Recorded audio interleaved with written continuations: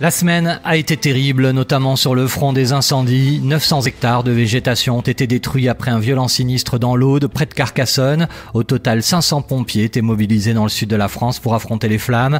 Mais le choc cette semaine est surtout venu de ce drame dans la Manche. Lundi, 3 enfants sont morts en Normandie, à quelques centaines de mètres au large d'Agon-Coutainville. Leur bateau a brutalement chaviré et les enfants, âgés de 7 à 13 ans, sont restés piégés dans la cabine. En revanche, les parents sont sains et saufs, mais la catastrophe a profondément marqué les habitants de ce petit village normand de moins de 3000 habitants.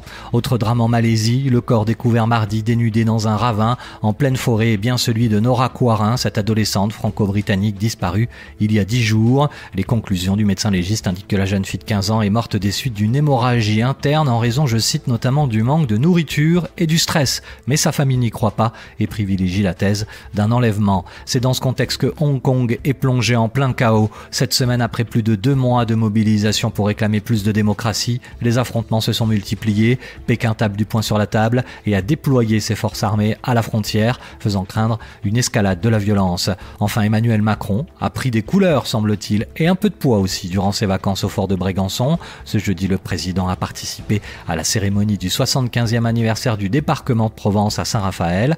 Un hommage a été rendu aux 450 000 soldats qui ont participé au débarquement allié dès le 15 août 1944. Emmanuel Macron a également dîné avec quelques-uns de ses invités comme l'ancien président Nicolas Sarkozy ainsi que les présidents ivoiriens et guinéens.